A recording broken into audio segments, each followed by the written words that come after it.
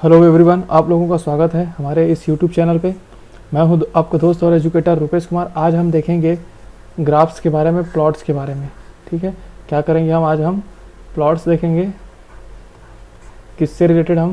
हम जो भी अभी तक हम लोग ज़ीरो ऑर्डर, फर्स्ट ऑर्डर और सेकेंड ऑर्डर रेट इक्वेशन हम लोगों ने कर लिया है। मैथमेटिकल एक्सप्रेशन हम लोगों ने सब एक निकाला है। तो इससे रिलेटेड जो भी हमें रेट इक्वेशन मिला है उसका हम क्या करेंगे, यहाँ पे ग्राफ में प्लॉट करेंगे, क्योंकि ग्राफ से भी इससे क्वेश्चंस आते हैं, है ना। हम उस एक एक करके उसको समझेंगे तीनों ऑर्डर के रिएक्शन से।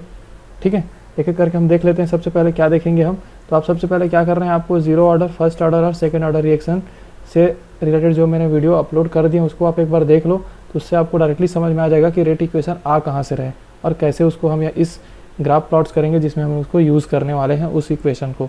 ठीक है, तो आप इससे पहले क्या करेंगे, तीनों वीडियो को एक बार ज़रूर देखें, देन आप इसको अच्छे से समझ में आ पाएगा आपका। ठीक है, अगर आपको पहले से आता है रेट इक्वेशन फाइंड करना तो आप डायरेक्टली इस वीडियो को इसको फॉलो कर सकते हो। ठीक है, एक एक करके हम देखते हैं ग्राफ प्लॉट कैसे करते हैं। सबसे पहले एक हमें इक्वेशन समझना पड़ेगा, y = mx + c। सबसे पहले क्या है हमारा काम, y = mx + c वाले इक्वेशन को हम देखेंगे। तो क्या होता है, ये क्या है, किसका इक्वेशन है, ये स्ट्रेट लाइन का इक्वेशन है। किसका? ये स्ट्रेट लाइन का इक्वेशन है, सरल रेखा का इक्वेशन है। ठीक है, y क्या है, y एक्सिस से बताता है, m क्या है, यहाँ पे x क्या है, x एक्सिस में जो वैल्यू है उसका है ये, y क्या है, y एक्सिस का है, m क्या है हमारा यहाँ पे स्लोप है, m क्या है स्लोप है, और c क्या है इंटरसेप्ट है। ठीक है, जैसे अगर मैं इक्वेशन यहाँ पे ग्राफ प्लॉट करूँ तो x में x वाला वैल्यू जो है वो x है, ये y है। अगर ग्राफ मान के चलो ऐसा है तो ये हो जाएगा हमारा, या फिर मैं इसको इस फॉर्म में भी, हाँ इस फॉर्म में देख लेता हूँ। यहाँ पे ये हो जाएगा हमारा स्लोप, m हो जाएगा। यहाँ पर अगर इंटरसेप्ट बोलोगे, अगर ये 0 से जा रहा है, अगर ये 0 पॉइंट से जा रहा है तो इसका इंटरसेप्ट यहाँ पे क्या है, 0 है, c 0 है। लेकिन अगर दूसरा प्लॉट ले लें हम, जिसमें क्या करें, y है, ये x है, अगर इस टाइप से अगर इंक्रीज़ हो रहा है तो यहाँ पे क्या हो रहा है, ये स्लोप m है, बट यहाँ पे इंटरसेप्ट का वैल्यू ये है, ये हमारा क्या है c है। यहाँ से यहाँ तक का जो वैल्यू है वही क्या हमारा c है, वही क्या हमारा इंटरसेप्ट है। ठीक है, अगर ग्राफ इस टाइप से इंक्रीज़ हो रहा है तो यहाँ पे स्लोप क्या हमारा पॉजिटिव आएगा। लेकिन अगर हमारा प्लॉट क्या होगा, इससे तो डिक्रीज़ होगा तो हमारा क्या होगा, स्लोप निगेटिव आएगा। ठीक है, अगर नेगेटिव स्लोप है तो स्लोप अगर मतलब निगेटिव है m का वैल्यू, मतलब स्लोप डिक्रीज़ हो रहा है, और पॉजिटिव है तो स्लोप इंक्रीज़ हो रहा है। ठीक है, तो आप समझ में आ गया होगा। y पे क्या लिखेंगे हम, y देख रहे हो आप, y एक्सिस का है। x वाले केस में हम x वाले टर्म को लिख रहे हैं, है ना। x वाले में x वाले टर्म को लिखेंगे, और ये हमारा हो गया m स्लोप हो गया, और ये हमारा हो गया क्या हो गया, ये c हमारा हो गया इंटरसेप्ट। तो इस टाइप से आपको इक्वेशंस को, जैसा भी आपको इक्वेशन रहेगा, जैसा आपसे पूछा जाएगा, y अभी इसमें क्या है, y वर्सेस x के फॉर्म में इसको हम ग्राफ बताएं। यहाँ पे क्या है, y वर्सेस x के फॉर्म में ग्राफ है ये। ठीक है, तो ऐसे आपको अलग अलग इक्वेशंस के थ्रू अब आपको एज्यूम करना है, और उसके थ्रू आपको क्या करना है, फाइंड करना होगा। जैसे मैं एक सिंपली इक्वेशन ले लूँ, a - x - a लिख देता हूँ, और kt इस फॉर्म में इक्वेशन है, तो मान के चलते हैं हम इसको x - a - x लिख देते हैं, और kt + a लिख देते हैं। तो ये हमारा क्या, y, उसके बाद m x करेंगे और c। तो यहाँ पर अगर आपसे ग्राफ पूछा जा रहा है किसके किसके बीच, a - x और t के बीच। ठीक है, तो y की जगह a - x लिख दिए, सही है, और t की जगह हम x की जगह t लिख दिए, ये भी सही है। तो हमारा स्लोप क्या है, k, और k क्या है, पॉजिटिव है, तो स्लोप हमारा ऐसा होगा। लेकिन यहाँ पे क्या इंटरसेप्ट है, तो ये वाला जो वैल्यू है, मान लो स्लोप यहाँ से गया है ऊपर से थोड़ा, तो ये वाला जो वैल्यू है वो यहाँ वाला वैल्यू क्या है, a हमारा स्लोप हो जाएगा, a इंटरसेप्ट हो जाएगा, और ये हमारा स्लोप हो जाएगा। ठीक है, तो ऐसा करके आप एक एक करके देखेंगे हम। अब एक एक करके हम ग्राफ को प्लॉट करते हैं, और अब समझाते जाते हैं हम कि कैसे हमको इसको इस फॉर्म को समझना है। ठीक है, सबसे पहले हम देखेंगे रेट वर्सेस कंसंट्रेशन का ग्राफ। किसका देख रहे हैं हम लोग, रेट वर्सेस कंसंट्रेशन का। ज़ीरो ऑर्डर रिएक्शन के लिए देखते हैं, तो ये होता है उसका ग्राफ। कैसे होता है मैं आपको एक्सप्लेन करने वाला हूँ। तो आपको पता होगा रेट डिपेंड करता है किस पे, k पे। फर्स्ट ऑर्डर रिएक्शन केस में क्या होता है, a - x की पावर 0 होता है ना। ज़ीरो ऑर्डर रिएक्शन है तो यहाँ पे कॉन्सेंट्रेशन पे तो डिपेंड करेगा ही नहीं, तो किस पे करेगा, रेट। इसका रेट डिपेंड ही नहीं करता किस पे, कॉन्सेंट्रेशन पे। ठीक है, रेट यहाँ पे इस एक्सप्रेशन पे कोई कॉन्सेंट्रेशन का टर्म है ही नहीं, क्योंकि जीरो ऑर्डर रिएक्शंस है। तो रेट क्या है, कॉन्सेंट्रेशन पे डिपेंड ही नहीं कर रहा है। तो जैसे जैसे हम कॉन्सेंट्रेशन को इंक्रीज़ कर रहे हैं, जैसे जैसे हम क्या कर रहे हैं, कॉन्सेंट्रेशन को इंक्रीज़ कर रहे हैं, तो रेट में कोई भी चेंजेस नहीं आ रहा है, रेट बढ़ ही नहीं रहा है, रेट क्या है, कांस्टेंट है। अगर रेट इंक्रीज़ होता तो ऐसे इंक्रीज़ होता तो इस टाइप से बनना था, या फिर डिक्रीज़ होता, बट रेट क्या है यहाँ पे कांस्टेंट है, क्योंकि रेट जो है जीरो ऑर्डर का वो कॉन्सेंट्रेशन पे डिपेंड नहीं करता है। ठीक है, इस एक्सप्रेशन समझ गए आप। फर्स्ट ऑर्डर में हम देख लेते हैं रेट क्या होता है। रेट इसमें होता है डायरेक्टली प्रोपोर्शनल होता है किसके, कॉन्सेंट्रेशन ऑफ ए के, है ना, कॉन्सेंट्रेशन ऑफ ए के डायरेक्टली प्रोपोर्शनल होता है। क्या लिखेंगे, के की पावर ए, या फिर इसी को क्या लिख देते हैं, रेट के ए माइनस एक्स के फॉर्म में भी लिखे रहते हैं, जैसे कि मैंने अपने प्रीवियस वीडियो लेक्चर में आपको एक्सप्लेन कर दिया हूँ। तो रेट क्या है यहाँ पे, डायरेक्टली प्रोपोर्शनल है किसके, कॉन्सेंट्रेशन के, है ना, कॉन्सेंट्रेशन ऑफ रिएक्टेंट के। तो देख रहे हो रेट है यहाँ पे वर्सेस कॉन्सेंट्रेशन है। तो जैसे जैसे हम कॉन्सेंट्रेशन बढ़ाते जा रहे हैं, है ना, जैसे जैसे हम क्या कर रहे हैं, कॉन्सेंट्रेशन बढ़ाते जा रहे हैं, हमारा रेट भी क्या हो रहा है, इंक्रीज होते जा रहा है। तो ये क्या होगा हमारा फर्स्ट ऑर्डर रिएक्शंस। ठीक है, सेकेंड ऑर्डर रिएक्शन में देख लेते हैं, इसमें क्या होता है, रेट सेकेंड ऑर्डर रिएक्शन में क्या होगा, ए की पावर स्क्वायर होता है ना। अगर हम इक्वेशन के थ्रू देखें तो ए की पावर स्क्वायर होता है, क्योंकि अगर कैसा होता है रिएक्शन इस टाइप से होगा, है ना, जबकि इसमें क्या था, ए से प्रोडक्ट पी बन रहा था, तो यहाँ से क्या हो रहा है, स्क्वायर के फॉर्म में इंक्रीज हो रहा है। मतलब जैसे जैसे रेट इंक्रीज हो रहा है, ए का स्क्वायर के फॉर्म में इंक्रीज हो रहा है कॉन्सेंट्रेशन का। तो अगर हम रेट और कॉन्सेंट्रेशन का ग्राफ प्लॉट करें कॉन्सेंट्रेशन स्क्वायर का, तो इस कॉन्सेंट्रेशन स्क्वायर का मान बढ़ रहा है, तो हमारा रेट भी क्या होगा, बढ़ेगा, रेट भी क्या होगा, बढ़ रहा है। ठीक है, तो यही एक्सप्रेशन, रेट भी हमारा इंक्रीज हो रहा है। ठीक है, तीन प्लॉट आपको मैंने समझा दिया। अब हम नेक्स्ट चलते हैं, इंटीग्रेटेड रेट इक्वेशंस रिलेटेड। हम तीनों के इंटीग्रेटेड रेट इक्वेशन लिखेंगे और फिर समझेंगे। तो इसका इंटीग्रेटेड रेट इक्वेशन क्या होता है, एक्स इज इक्वल टू के टी। ठीक है, तो एक्स को क्या लिख दिया हूँ यहाँ पे, A is equal to A minus X के फॉर्म में लिखा है यहाँ पे के टी। अब देख रहे हो यहाँ पे कॉन्सेंट्रेशन ऑफ ए लिखा है।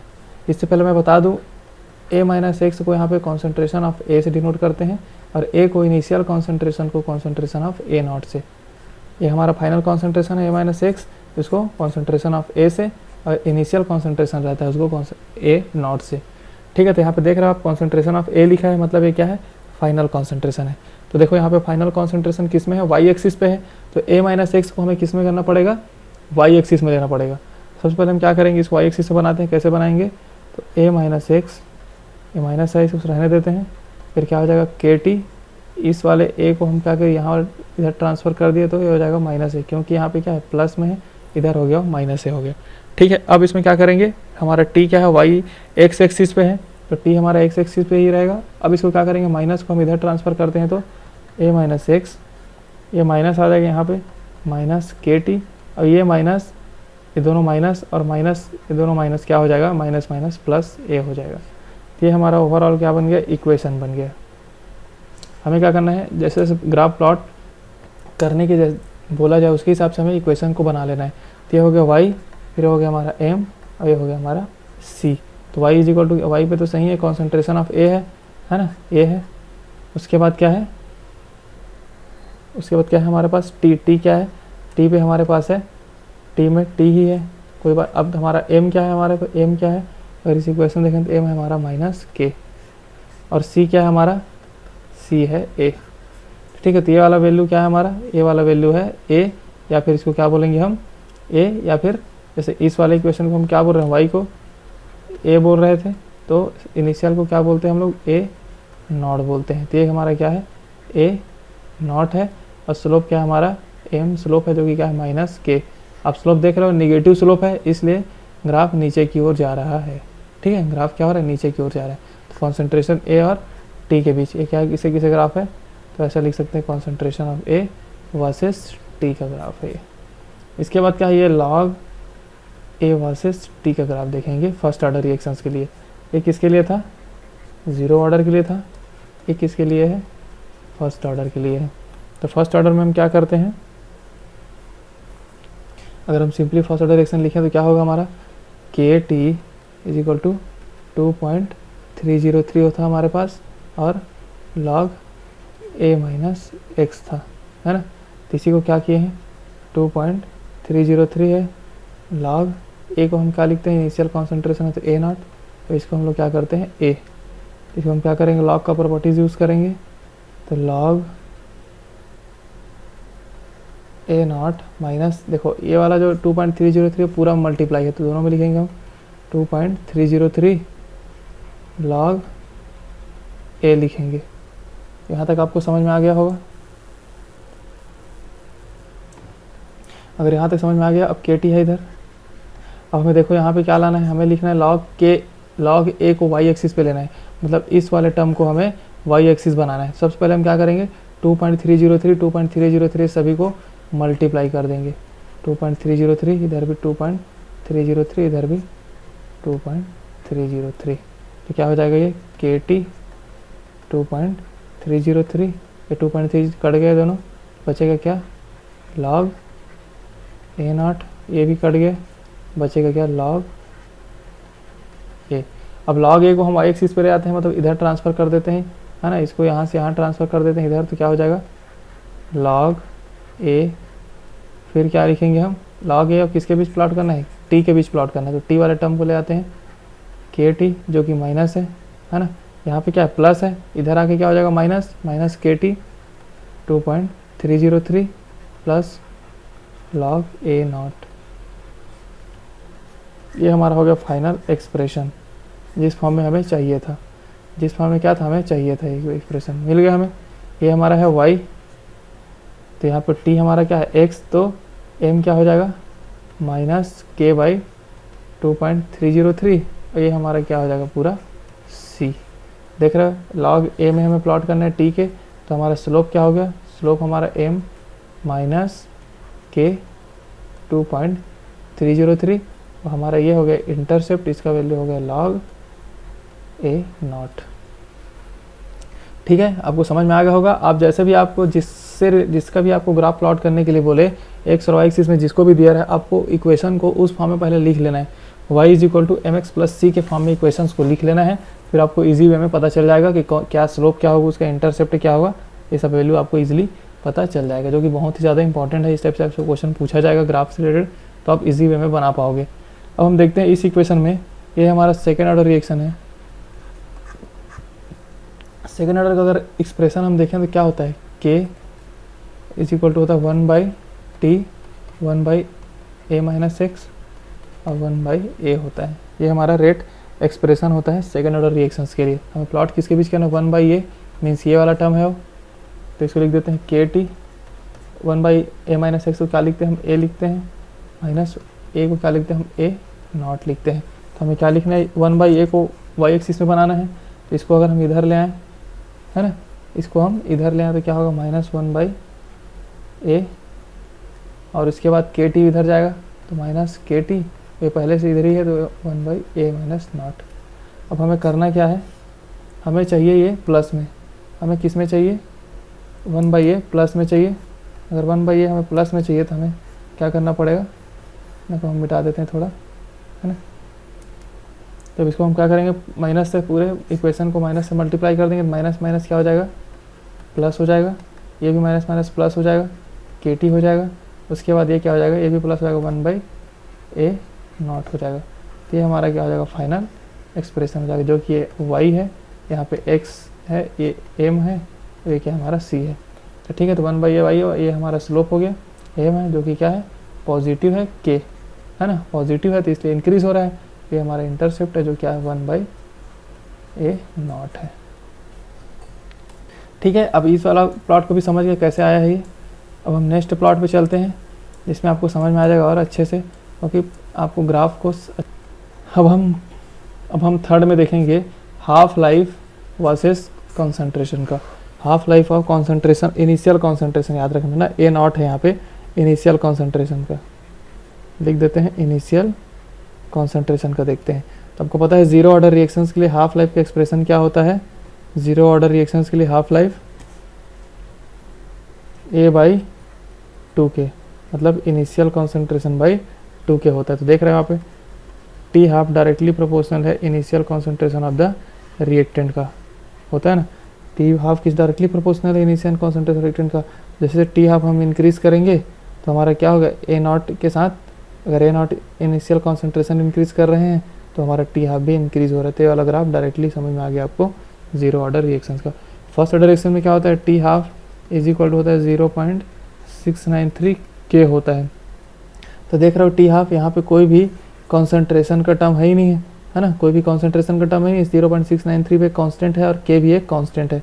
तो टी हाफ कॉन्सेंट्रेशन ऑफ ए पे डिपेंड नहीं करता है, डिपेंड ही नहीं करता है, ठीक है।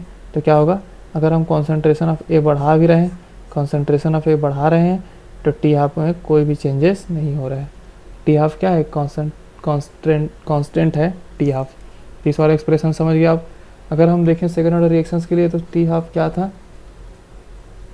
1/a के था, 1/, अगर इनिशियल कॉन्सेंट्रेशन के फॉर्म में लिखें तो a के था, तो टी हाफ क्या था, 1/a0 था, ठीक है।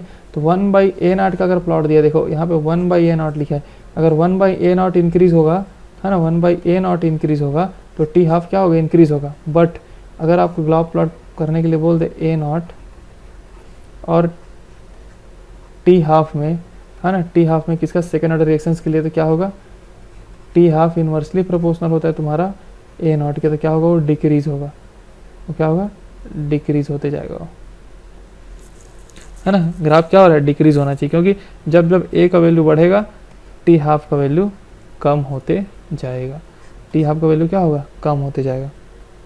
तो ये वाला भी प्लॉट आप याद रखेंगे। ये हम लोगों ने देख लिया हाफ लाइफ वर्सेस कॉन्सेंट्रेशन का। अब हम कुछ सम इम्पॉर्टेंट और कुछ देखेंगे जो इम्पोर्टेंट है ना, जिससे आपसे क्वेश्चन पूछा जा सकता है। सबसे पहले जीरो ऑर्डर में देखते हैं हम, एक्स वर्सेस टी का भी पूछा जा सकता है, क्योंकि आपको पता होगा एक्स और टी का एक्स इंटीग्रेटेड इक्वेशन बनता है, एक्स इज इक्वल टू के टी का। तो एक्स बढ़ेगा तो टी भी बढ़ेगा, मीन्स जैसे जैसे जैसे टाइम बढ़ता है तो एक्स का वैल्यू भी बढ़ते जाता है। तो एक्स और टी के बीच प्लॉट है ये, ठीक है। ये इक्वेशन कहाँ से आया, तो integrated form of rate equation है जीरो ऑर्डर का, इंटीग्रेटेड फॉर्म है जीरो ऑर्डर का, ठीक है। अब जीरो ऑर्डर रिएक्शन वाला वीडियो देखोगे आपको पूरा अच्छे से क्लियर हो जाएगा। अब इस वाले एक्सप्रेशन को देख लेते हैं हम कहाँ से ऐसा आया है ना।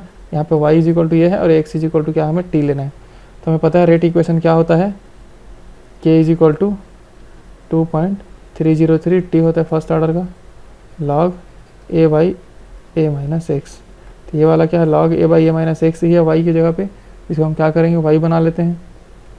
सबसे पहले हम क्या करते हैं, kt कर देते हैं बाई 2.3003 मल्टीप्लाई कर देते हैं, फिर लिख देते हैं log a by a minus X. तो इस तरफ लिख लेते हैं, तो log a by a minus X is equal to क्या है हमारा, kt 2.303, c कुछ नहीं मतलब ज़ीरो है ना। तो ये क्या हो गया हमारा, तो ये हमारा हो गया y, ये हमारा हो गया y हो गया, ये हमारा हो गया m x प्लस c। तो c तो जीरो है, देख रहे हो यहाँ पे जीरो से जा रहा है, मतलब सही है ये। और t क्या है हमारा, x हमारा क्या है, t है, x हमारा t है। तो बाकी स्लोप क्या हो जाएगा, कंपैरिजन करेंगे, slope m is equal to k by 2.303 और y क्या है हमारा ये। तो log y वर्सेस t के बीच देखते हैं तो इंटरसेप्ट ज़ीरो है, लेकिन स्लोप क्या है, k बाई 2.303, क्या है पॉजिटिव में, इसलिए ग्राफ में क्या हो रहा है, इंक्रीज होते जा रहा है। अगर स्लोप निगेटिव होता तो डिक्रीज होता। 30 वाले इक्वेशन से हम लोगों ने इसका भी ग्राफ देख लिए। सेकेंड ऑर्डर रिएक्शंस का देख लेते हैं क्या होता है। सेकेंड ऑर्डर रिएक्शंस में हम सेकेंड ऑर्डर रिएक्शंस में देखते हैं हमारा इक्वेशन क्या है, k is equal to 1/t था, 1/a माइनस एक्स है, एस 1/a। इसको क्या करेंगे, kt लिख दिए, 1/a माइनस एक्स और माइनस a। इसको हम लोग क्या किया, यहाँ पे मल्टीप्लाई कर दिए हैं, यहाँ पे क्या किए हैं लोग, मल्टीप्लाई कर दिए है ना। तो इसको हम कर देते हैं a माइनस एक्स इंटू ए, तो क्या लिखेंगे, a माइनस एक्स। ये सॉल्व करेंगे तो क्या हो जाएगा, a और a कट जाएगा और माइनस माइनस प्लस हो जाएगा, तो x बचेगा, a माइनस एक्स और इधर बचा है के टी। ये वाला एक्सप्रेशन हो गया। तो a माइनस एक्स क्या लिख देंगे हम, x लिख देते हैं, a माइनस एक्स लिख दिया इज इक्वल टू के टी बचा। यही हमारा क्या एक्सप्रेशन है। तो ये हमारा y है, ये हमारा mx है प्लस c कुछ नहीं है, मतलब यहाँ पे क्या है, ज़ीरो है ना। तो के टी हो गया एम, तो हमारा देखो तो ये भी क्या हो रहा है, पॉजिटिव स्लोप है एम, एम क्या है हमारा के है, तो ये हो गया। और जबकि यहाँ पे सी तो है ही नहीं, सी 0 है, तो इसलिए कहाँ से जा रहा है, 0.0 से जा रहा है ना। ठीक है, तो आप इस टाइप से आपको क्या करना है, इक्वेशंस का यूज़ करना है। इक्वेशंस को y is equal to M X plus C के फॉर्म में लिखना है। किस फॉर्म में लिखना है, y is equal to M X plus C के फॉर्म में अगर आपको लिखना आ जाएगा इक्वेशंस को, तो आप किसी भी चीज़ का ग्राफ प्लॉट कर सकते हो। इस खासकर केमिकल काइनेटिक्स में आपको रेट का इक्वेशन पता होना चाहिए, है ना। एक एक करके आप तीनों ऑर्डर वाले रिएक्शन वाले वीडियो को देखो और उसको एक्सप्रेशंस को फाइंड निकालने का, मैथमेटिकल डेरिवेशन करने का आप प्रैक्टिस करो। देन आप क्या करो, y is equal to M X plus C के फॉर्म में इक्वेशंस को रखो। जैसा आपसे इक्वेशन में पूछा जाए उसके हिसाब से y is equal to M X plus C के फॉर्म में रख लोगे, फिर आपको ईजी आप में प्लॉट्स आप कर लोगे, है ना। ये वाला हो गया हमारा, ये पॉइंट हो गया ग्राफ प्लॉट वाला। अब हम एक रिएक्शन हमारा छूटा हुआ था, वो हम देखेंगे सूडो फर्स्ट ऑर्डर रिएक्शन। ये छूटा था ये, इसको हम लोग समझ लेते हैं। सूडो फर्स्ट ऑर्डर रिएक्शन होता क्या है, ठीक है। सूडो फर्स्ट ऑर्डर रिएक्शन होता क्या है, तो सिंपल सा कॉन्सेप्ट है, the reaction which are not truly of the first order. ऐसा रिएक्शन जो ट्रूली अगर देखा जाए तो फर्स्ट ऑर्डर रिएक्शन नहीं होता है, but becomes riches of first order reaction under certain. But वो क्या होता है, फर्स्ट ऑर्डर रिएक्शन होता है अंडर सर्टेन कंडीशंस में, ठीक है। मतलब कहने का मतलब ये है कि देखने में हमें सेकेंड ऑर्डर रिएक्शन दिखता है, बट होता कौन सा है, फर्स्ट ऑर्डर रिएक्शंस होता है।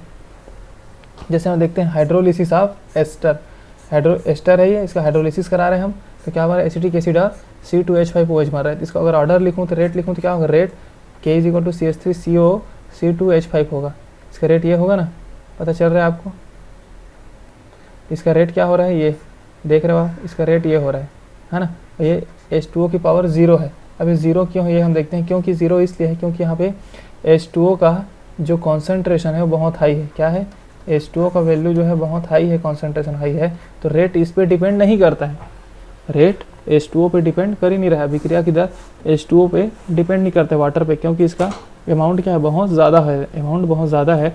तो सिर्फ किस पे डिपेंड करता है, इस एस्टर पे डिपेंड करता है, इस एस्टर पे डिपेंड करता है, CH3CO C2H5 पर। इसलिए ऑर्डर इसका क्या हो जाता है, 1। इस पे डिपेंड नहीं करता, इसको 0 लिख दिए यहाँ पे, तो ओवरऑल क्या हो जाएगा, ऑर्डर 1। तो हाइड्रोलिसिस ऑफ एस्टर का ऑर्डर क्या हो गया, फर्स्ट ऑर्डर रिएक्शन हो गया। रीज़न क्या है, H2O का अमाउंट बहुत ज़्यादा है, तो रेट इस पर डिपेंड नहीं करता है। सेकंड देख लेते हैं, हाइड्रोलिसिस ऑफ केन शुगर का भी देख लेते हैं। इसमें देखो शुगर है, हाइड्रोलिसिस करा रहे हैं, सेम ही है, क्योंकि इसमें भी अमाउंट क्या वाटर का हाई रहता है ना, वाटर का हाई रहता है, तो इस पर रिएक्शन डिपेंड ही नहीं करता। तो ऑर्डर क्या हो जाता है, इस पर 0 लिख देते हैं, इस पर 0 है यहाँ पे, है ना। यहाँ पे क्या है, 0 लिख दिए, आगे पावर 1 है, तो इसका भी जो रेट क्या हो जाएगा, वो सिंपल फर्स्ट ऑर्डर रिएक्शन हो जाएगा, ठीक है। तो सूडो फर्स्ट ऑर्डर रिएक्शन क्या होता है, हमें देखने में ऐसा लगता है कि वो सेकंड ऑर्डर रिएक्शन है, बट वो रिएक्शन सेकंड ऑर्डर होता नहीं, फर्स्ट ऑर्डर होता है, क्योंकि उस दोनों में से एक पर वो रेट डिपेंड ही नहीं करता। क्यों नहीं करता, क्योंकि उसका अमाउंट बहुत ज़्यादा होता है। जैसे हाइड्रोलिसिस ऑफ एस्टर का हम लोग देखें, उसमें वाटर का अमाउंट क्या था, बहुत ज़्यादा था, तो उस पर रेट डिपेंड नहीं कर रहा था। सिर्फ किस पे करता है, रेट एस्टर के कॉन्सेंट्रेशन पे करता है। इसलिए रिएक्शंस किसको क्या बोलते हैं हम, सूडो फर्स्ट ऑर्डर रिएक्शंस बोलते हैं। दोस्तों आपको उम्मीद करता हूँ इस वीडियो लेक्चर में आप लोगों ने प्लॉट करना सीख गए होंगे, किस टाइप से आपको प्लॉट करना है ना। जैसा भी आपको क्वेश्चंस में दिया जाए, ज़्यादातर प्लॉट मैंने करा दिया है, इन्हीं प्लॉट में से आपसे किसी भी चीज़ को पूछा जाएगा तो आप इजी वे में कर पाओगे। साथ ही साथ आप अलग अलग इक्वेशन को डिफरेंट फॉर्म में लिख करके भी प्लॉट करके देख सकते हो, ग्राफ प्लॉट करके देख सकते हो। इससे आपको और अच्छे से कॉन्सेप्ट क्लियर हो जाएगा। आपने सूडो फर्स्ट ऑर्डर रिएक्शन को भी मैंने यहाँ पे समझा दिया है। उम्मीद करता हूँ दोस्तों आपको वीडियो पसंद आया होगा। अगर आपको वीडियो अच्छा लगा होगा तो चैनल को सब्सक्राइब कर दें, वीडियो को लाइक कर दें, साथ ही साथ ज़्यादा से ज़्यादा इसको शेयर कर दें अपने फ्रेंड्स में।